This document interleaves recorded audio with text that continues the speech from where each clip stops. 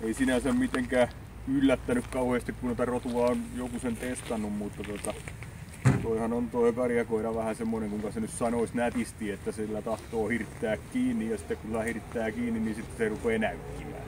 Ymmärrän kyllä syyn, miksi se on semmonen se näykkien paimentava eläin ja tietysti se, että eihän se... Mutta se tietysti näissä niin kuin arkipäivän tilanteissa niin se saattaa kyllä yllättää, mutta sitä on aika vaikea pistää näkyviin tänne paperiin. Että kuitenkin siinä koirassa niin kuin periaatteessa on terävyyttä. Terävyydestähän se näykkiminen tulee, mutta sitten sille ottaa toisaalta kanttia tuossa seinässä, niin ottaa kantaa asioihin.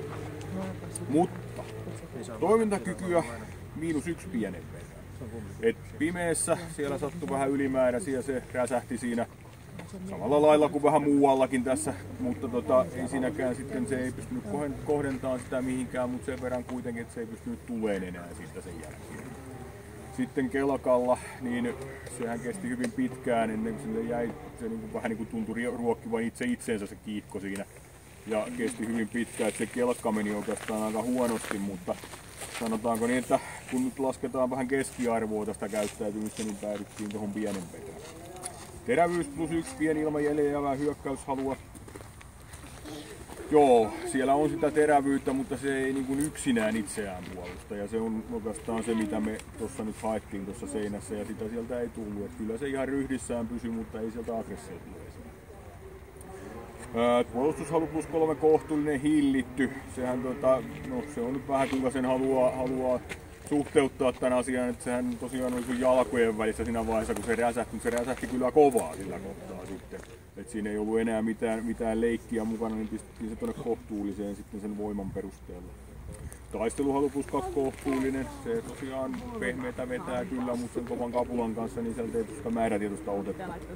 Hermorakenne +1 hieman rauhaton.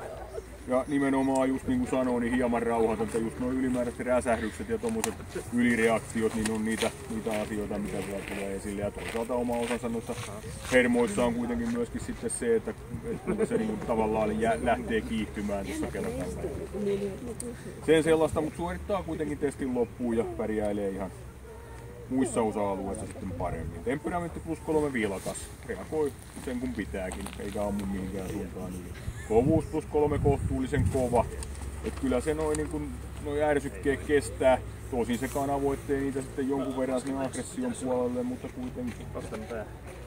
Luoksepäästävyys +3 hyvän tahtoinen luoksepäästävä avoin. Et kyllä se kestää käsittely niin haastattelussa kuin hyökkäyksen jälkeenkin, ettei siinä puolessa ole ongelmaa. Laukaus varma ja tästä tulee hyväksytty testi 158 pistettä.